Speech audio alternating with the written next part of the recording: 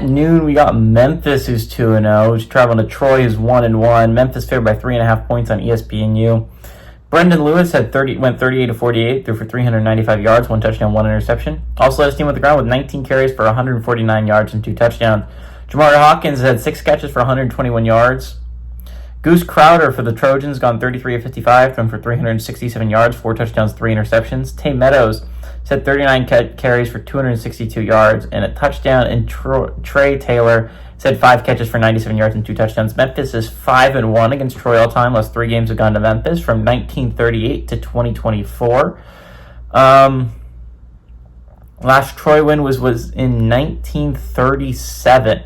Memphis is 2-0 when going to Troy, but Memphis is only 1-1 in one possession football games. And this could have been a game, probably one of the better group of 5 games all year. If Troy found out a way to pull it off against Clemson, man, you'd be talking about a 2-0 Troy team, a Troy team that would be, by the way, a favorite to be of group of 5 to go to the college football playoff. They'd be up there with USF and UNLV in discussions of college football playoff candidacy. They would be the Sun Belt's best shot.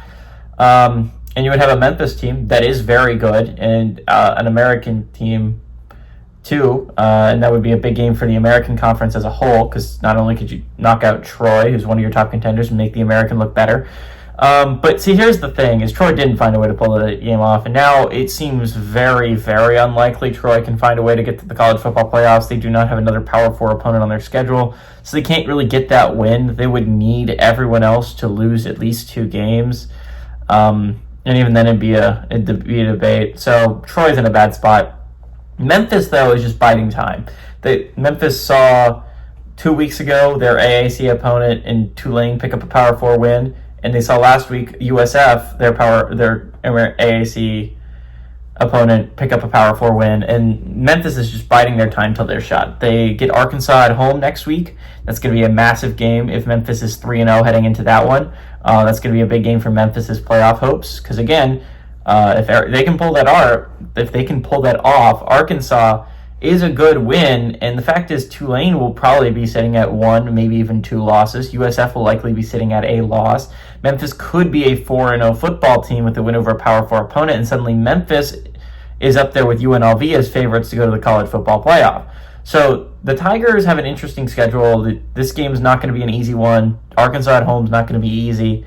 But if you can go 4-0 in those ones, it's a nice little stretch. But then you also draw 3 of the 4 other best teams in the conference in USF, Navy, and Tulane. Now, to be fair, all those teams you get at home. So it's at least a bright side if you're Memphis.